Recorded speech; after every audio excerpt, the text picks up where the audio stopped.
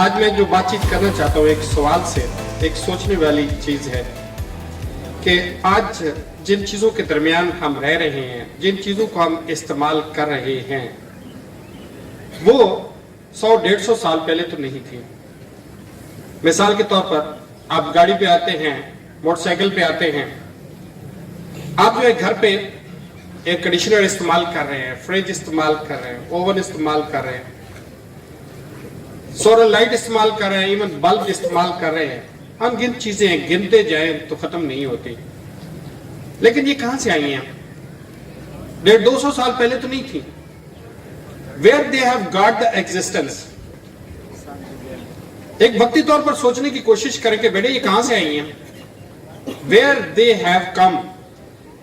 इससे पहले तो इंसान सिर्फ यही जानता था कि खेती बाड़ी करनी है, हमने जो है फसलें उगानी है, जिसके घर में गंदम आ जाएगी साल की वो फ्री है, जिसके घर दाने वो कमले भी सियाने, यानी जिसके घर में गंदम पूरी हो जाती थी ना साल की, तो वो कहता था कि साल जो है ना अब मेरी जो है ना अय्याशी है।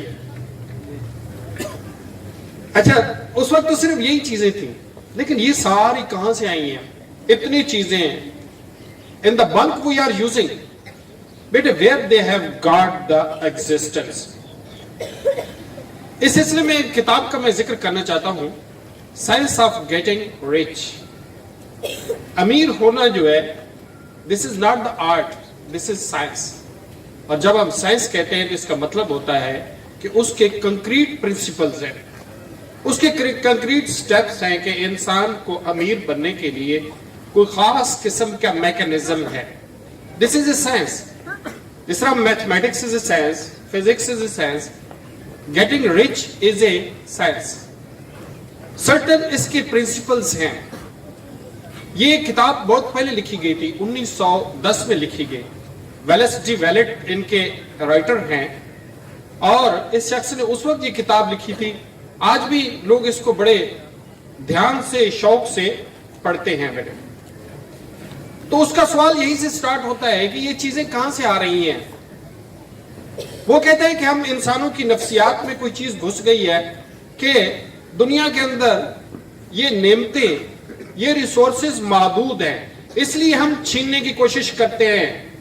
ये हमारे जो है डकैत होते हैं, ये सिर्फ डाका नहीं मारते, इंसानों के हकूक छीनते हैं, इंसानों की मुंह से नवाला छीनने की कोशिश करते हैं, लोगों की जेबों से पैसे निकलवाने की कोशिश करते हैं।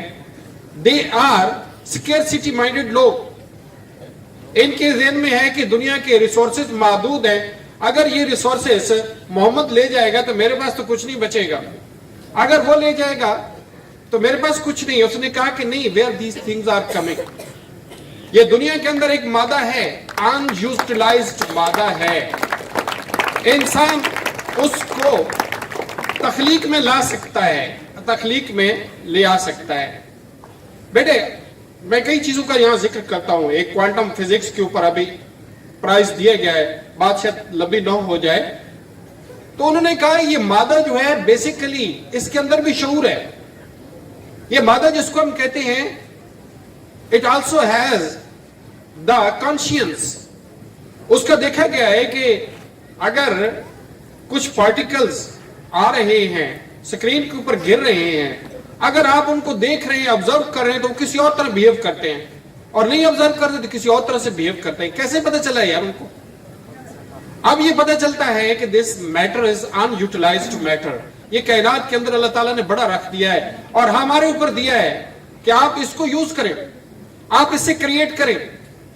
जैसे एक मट्टी पड़ी हुई है, इस मट्टी से आई मीन टू से, एक बच्चे हम छोटे जब थे, आपने शायद नहीं खेला, वही मट्टी लेके आते थे, उनसे घोड़े, उनसे कारें, उनसे कई चीजें बनाते थे, परिंदे बनाते थे। Something like that is lying in this universe.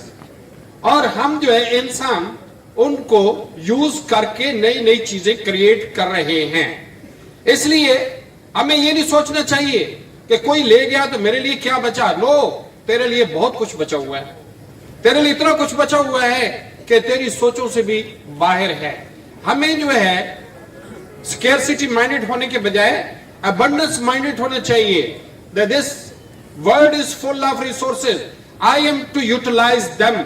for myself, for my people, for the humanity. तो बेटे मुसर करते हुए 3 प्रिंसिपल्स कहता है, 3 प्रिंसिपल, 3 स्टेप्स कहता है. There are the 3 steps. वैसे किसी और ने कहा था कि if you are born poor, सुनने बेटे, if you are born poor it's not your fault, but if you die poor it's your fault. अगर आप गरीब पैदा हुए हैं तो आपका कोई कसूर नहीं है, लेकिन आप गरीब मरते हैं तो आपका कसूर है. समझे ना? फौज में एक कहावत बनी हुई थी कि if your father is not the general it's not your fault, if your father-in-law is not the general it's your fault. समझ रहे हैं? आपका अबू जो है जनरल नहीं है तो आपका कोई कसूर नहीं है, लेकिन आपका ससुर जो है जनरल नहीं है तो फिर आपका कसूर है. आप अफसर हैं, आप किसी जनरल की बेटी से शादी करें ताकि आपकी जिंदगी आसान हो जाए. तुम्हारा ये भी नहीं कि if you are born poor this is not your fault. लेकिन याद रखें कि हम बाजू का हमारे अंदर एक चीज बिठा दी गई है, ये अमीर लोग, ये पैसा गंदा है. नहीं है यार, अगर हम इससे नफरत करते रहेंगे तो ये हमसे दूर रहेंगे. अगर पैसा है और आप अच्छे इंसान हैं तो आप ज्यादा इंसानों को फायदा पहुंचा सकते हैं, आप ज्यादा इंसानियत को फायदा पहुंचा सकते हैं. अगर आप पैसे वाले भी हैं और अच्छे इंसान भी हैं, इंशाल्लाह आप अच्छे इंसान हैं. साथ पैसा कमाना चाहिए और इसे नफरत नहीं करना चाहिए. बेटे वो 3 प्रिंसिपल कहता है Muktsar. First of all, what you want you see it. जो चीज चाहिए उसे देखें. देखें कैसे? आपको घर चाहिए तो आप घर को देखें. वो घर आपको नजर आए, उसके कितने कमरे हैं, उसके अंदर लॉन कैसा है, उसके अंदर जो है बाकी facility, it should be very very vibrant. समझ आई? नंबर 1 स्टेप, आप उसको विजुअलाइज करें. जो चीज आपको चाहिए, आपको गाड़ी चाहिए, आपको और कोई चीज चाहिए, अपना दफ्तर चाहिए, अपनी बिजनेस स्टेट चाहिए, visualise it, see it. Number 2, believe it. Number 2, believe it. यकीन करें कि इट्स माइन, ये मेरा हो चुका है. यकीन कर लें, ब्लाइंड यकीन कर लें. बेटे क्यों नहीं कर लेते यार? हम इसके अपोजिट तो करते हैं कि नहीं है मेरा. यार ये भी तो कर सकते हैं कि ये मेरा है. Believe it. और 3rd स्टेप बेटे बहुत अहम, कि उस पे अल्लाह का शुक्र अदा कर दें. अगरचे 1910 में ये किताब लिखी गई है, 3 स्टेप वो कहता है. 3रे नंबर पे, just be thankful to almighty Allah for providing such facility. उसने कहा 3 step, this is the science of getting rich. This is the science, these are the concrete principles, you can follow it. और not only money, you can follow your dreams, you can follow these steps to realize your dream. अपने ख्वाबों की ताबीर पाने के लिए भी ये 3 step इस्तेमाल करें. Have the dreams and realize the dream. Thank you very much.